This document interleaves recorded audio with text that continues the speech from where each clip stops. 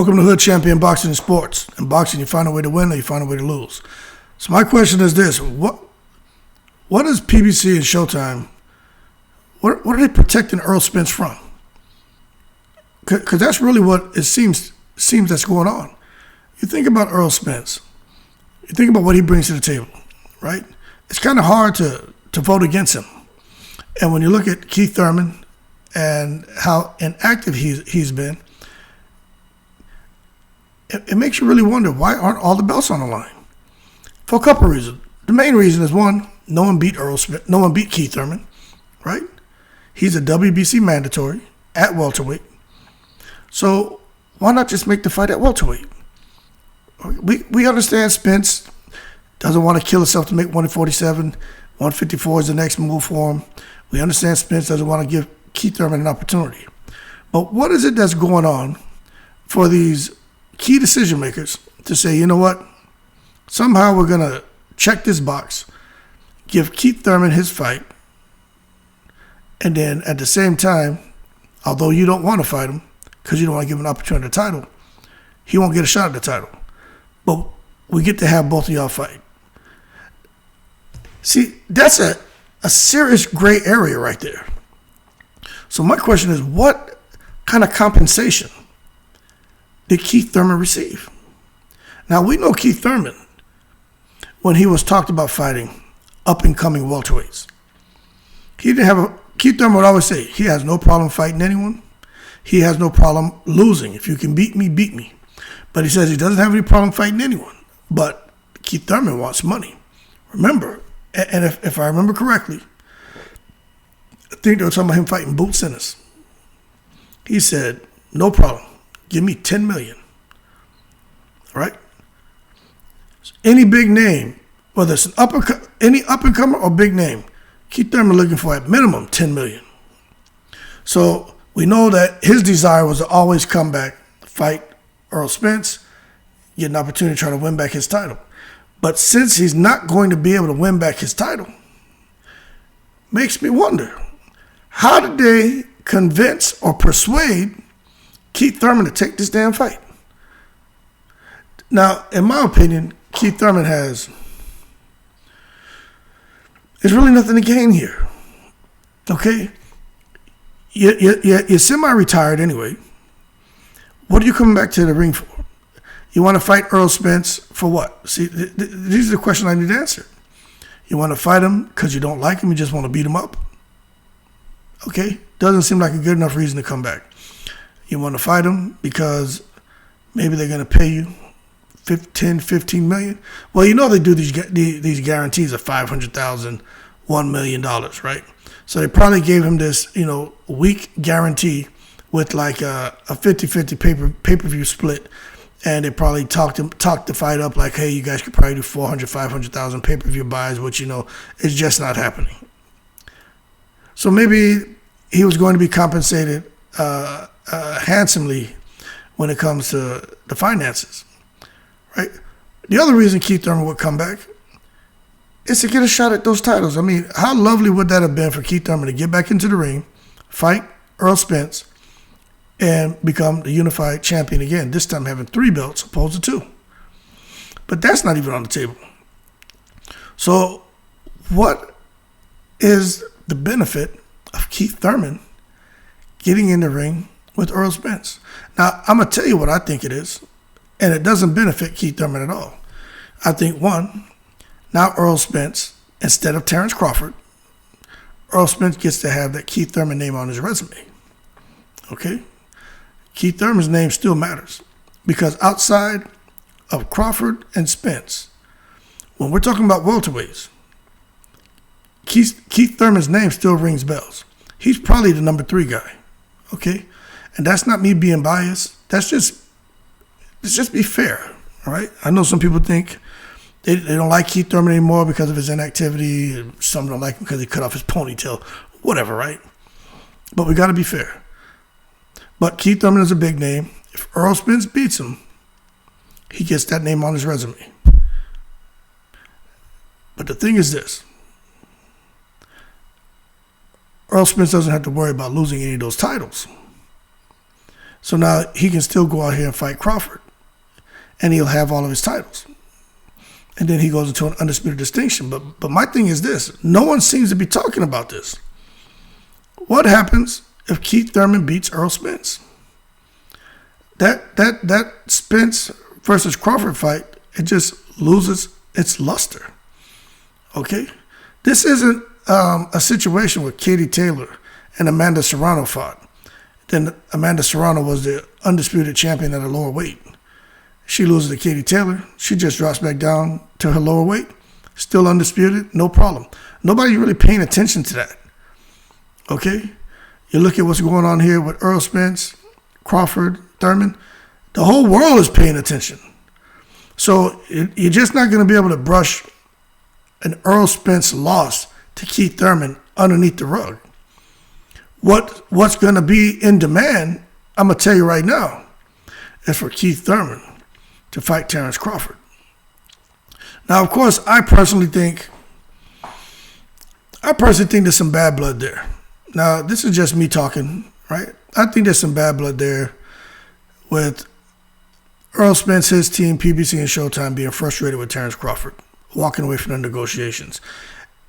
But at the same time, I think we probably need to commend Terrence Crawford for kind of drawing that line in the sand and saying, look, I'm more than just a fighter, and I'm not going to be, cudgeled into complying with your demands, right? It just doesn't work that way. But when we look at it, still none of it really makes any sense. Because if Errol Spence loses, nothing makes sense. So he drops the belts. He goes up. He stays at 154. I can't see Errol Spence losing to Keith Thurman, then still dropping back down to 147, a weight he doesn't want to be at after taking a loss to defend those titles.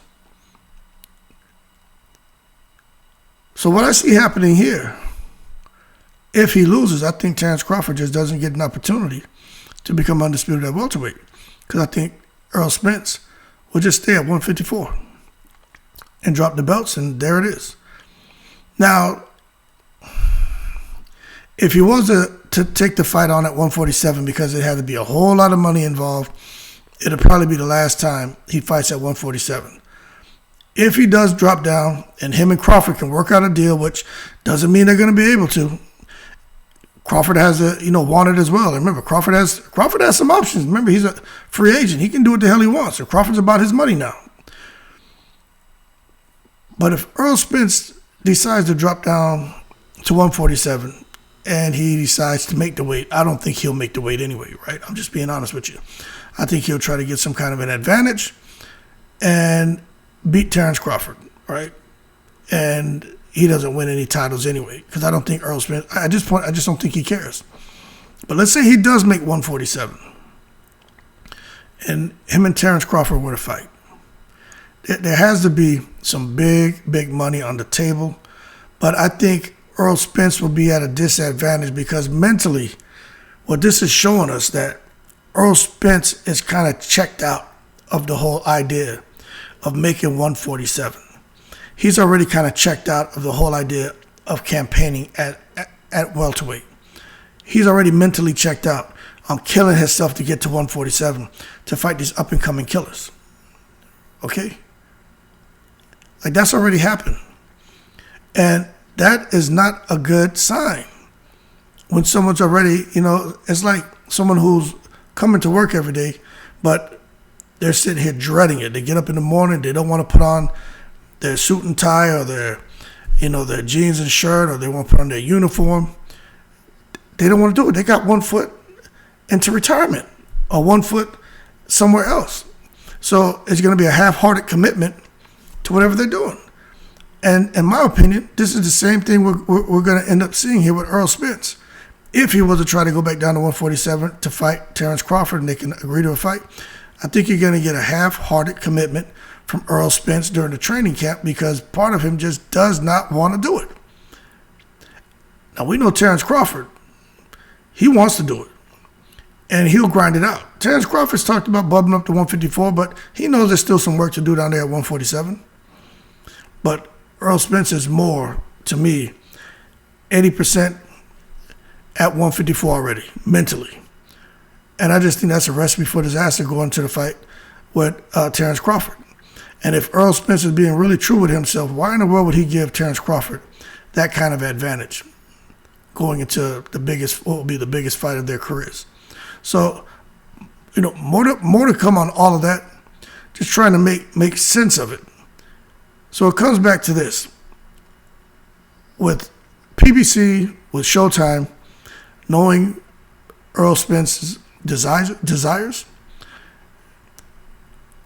they're not just going to sit there and throw him to the wolves. They're going to try to shield him somehow from being at a disadvantage.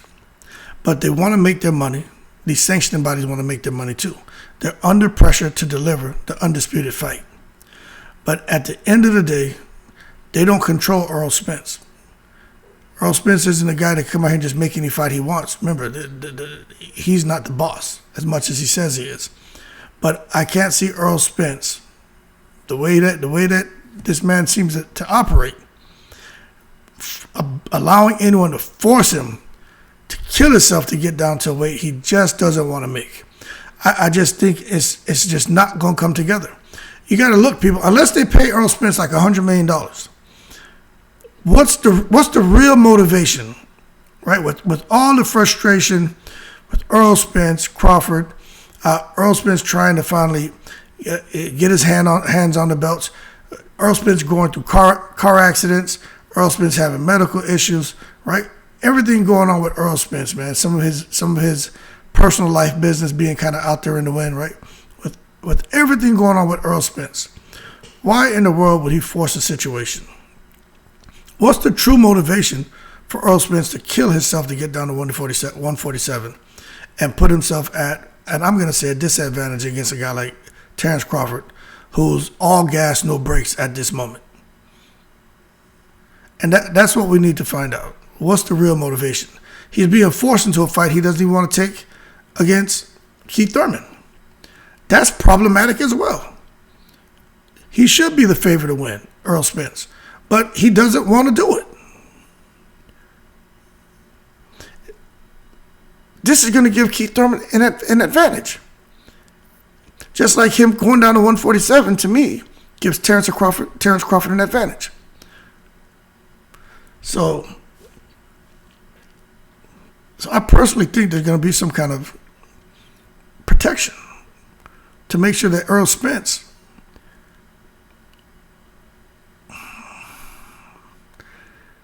it's kind of hard to say, man.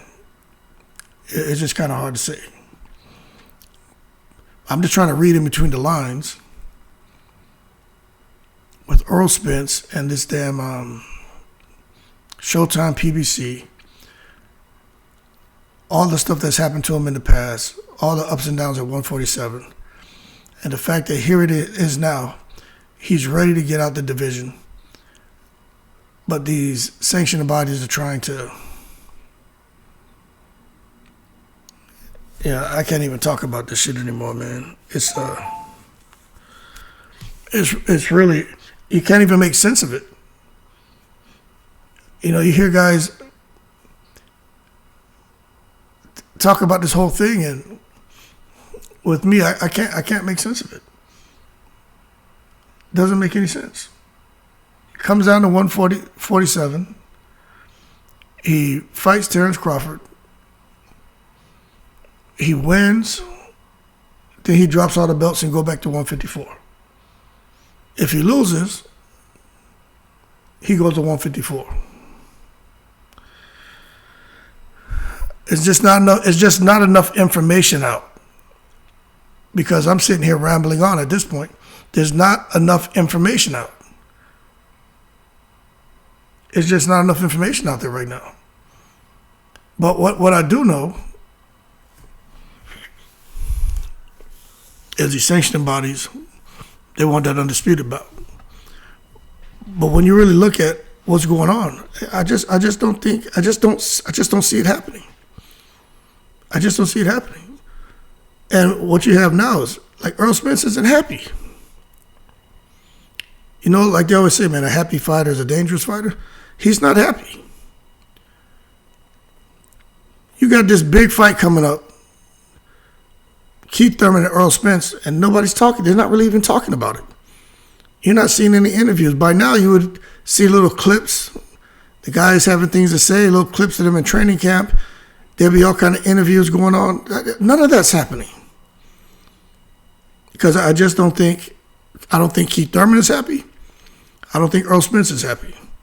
And the only one who's sitting here who seems to have a smile on his face, although he's frustrated as well, but he kind of has a little bit of a smile on his face, is Terrence Crawford.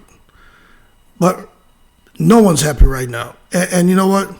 I think it all derives from the fact that those negotiations between Errol Spence and Terrence Crawford fell apart. The fact that shit fell apart,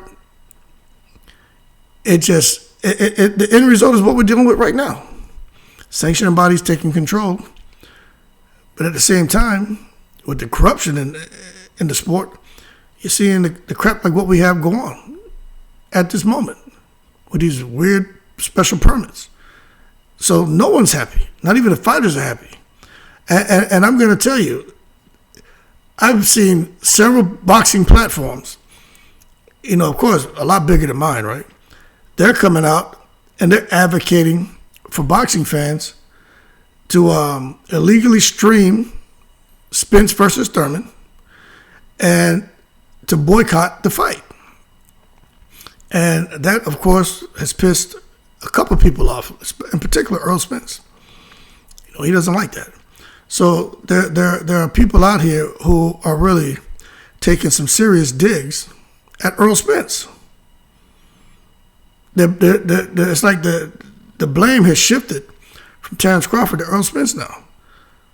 And they're saying, of course, they're holding him accountable. You're saying you would have never fought Thurman. Now you're fighting Thurman. You call Crawford a duck, but damn, you're ducking Keith Thurman because you don't want to give him a shot at the titles. See, all that's frustrating for Errol Spence. And he's a guy who I don't think he has an issue with confronting tough topics. I don't think he'll dodge a confrontation. But here it seems like he's more or less, you know, seeking avoidance. Because it's kind of hard to explain to a boxing fan, why is it you're not putting the titles on the line to fight Keith Thurman if you didn't want to give him an opportunity to win the belts, right? Why are you even fighting him? Like what sense does it make to fight Keith Thurman? We know Keith Thurman is a big name, but you see, I'm trying to make sense of it. I don't normally ramble on in videos, but at some points in this video, I've kind of rambled on because there's just not enough information to sit here and intelligently speak to what's going on. Even when I try to make sense of it, I sat back today and I was just thinking, what in the world is going on? And I canvassed several websites. You know, I do a lot of reading. And let me tell you, there's nothing really out there. So I started going back over the last couple of years, just trying to, you know, get myself spun up again on Thurman, Spence, Crawford, PBC, Showtime, and the different discussions that have taken place. I'm very careful not to get on other people's websites because these content creators make up a lot of stuff. You know what I'm saying? Try to read through different articles by trusted social media websites, man. And I'm going to tell you, what's going on right here, it looks to me like there's some boxes they're trying to check to kind of somewhat make everyone happy. But at the same time, it seems like everyone's being made to be miserable. And out of all the factions that are unhappy and miserable right now, I say the most critical, look, human capital is the most critical resource, right?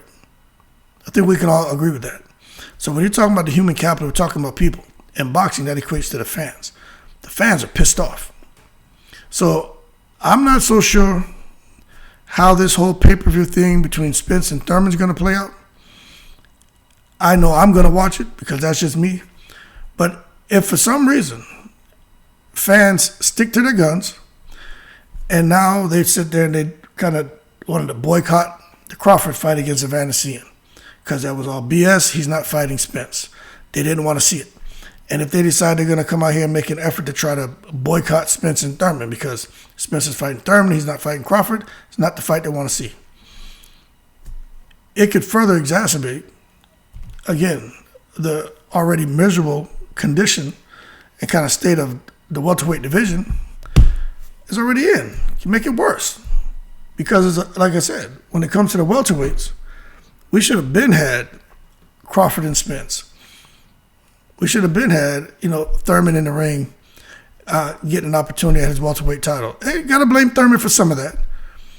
But the point we're at now is just complete madness, right? And I'm kind of done talking about anything dealing with Spence, Thurman, and Crawford until we get some more information.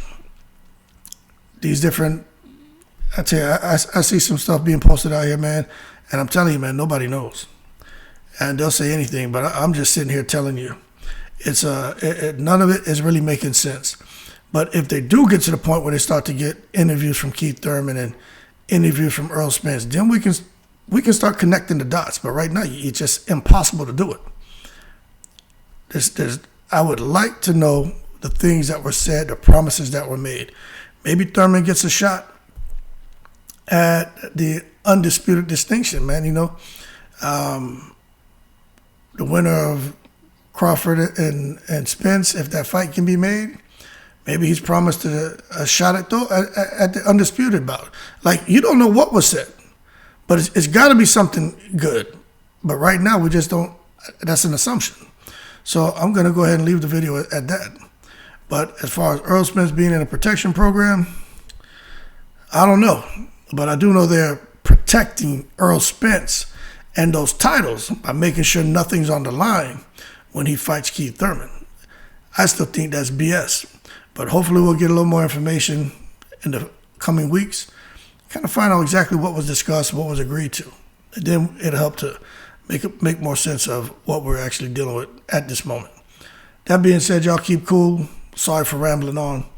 But it just really doesn't make any sense to me. Shout out to the veterans, all 7 continents, in the breeze.